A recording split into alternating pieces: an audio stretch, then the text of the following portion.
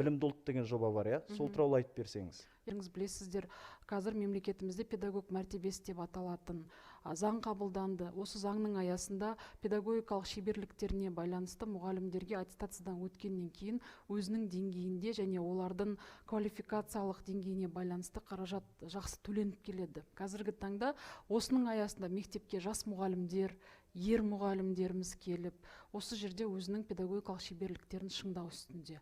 Менің ойымша бұл процесс әрмен қарай жалғасын табады. Қазір енді бізге келіп түсіп жатқан сұрақтардың ішінде колледж мұғалімдеріне де, колледждің оқытушыларына да айлық жалақыны көбейту мәселесін қойып жатыр. Өйткені көптеген колледждің кәсіби білікті мұғалімдері мектепке кетіп жатыр екен. Енді бұл мәселені біз өзіміз қойып жатырмыз.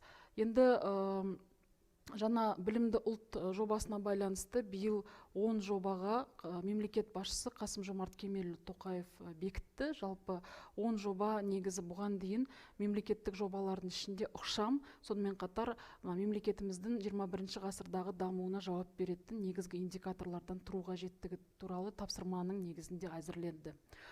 Білімді ұлт жобасының ең жақсы тұсы, мысалы, негізгі факторлы жобалардың барлығы көрініс тапты. Жаңа сіз дұрыс айтып отырсыз, бұның барлығы мемлекеттік саясаттағы сабақтастықтың негізінде жүзеге асырылып отыр. Мысалы, бір жоба ауыл және қала мектептерінің арасындағы білім сапасындағы алшақтықты азайтуға байланысты. Өздеріңіз білесіздер, біз PISA-ның халықаралық емтихандарына, тесттеріне балаларымыз қатысады. Сол PISA-дағы математикалық сауаттылық, тілдік сауаттылық және жаратылыстану ғылыми сауаттылығына қатысты біз қазір мұғалімдерімізді дайындауымыз керек және балаларымызға сапалы білім беруіміз қажет. Бұл білімді ұлт жобасында да көрініс тауып отыр. Бұдан бөлек, мысалы, білікті мұғалімдерімізбен қамтамасыз ету. Биылғы жыл 92% көрсетілген.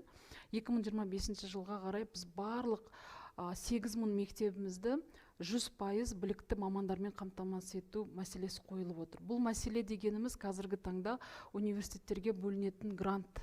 Университеттерде математикадан, физикадан, химиядан, биологиядан әрбір өңірдің бөлінісінде қандай қажетті пәннің мұғалімдерінің дефициті дейді ғой, тапшылығы анықталып, сол жердегі мұғалімдер даярлау жұмысы басталды.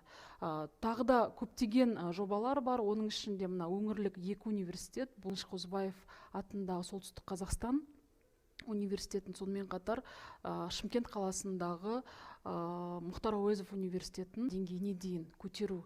Яғни олардың, енді сіз университетте жұмыс жасадыңыз, білесіз, жалпы ғылыми тұрғыдағы жұмысын, сонымен қатар академиялық дербестігінің барлығын трансформациялау мәселесі қойылып отыр. Бұның барлығы білімді ұлт бағдарламасында көрініс тапқан.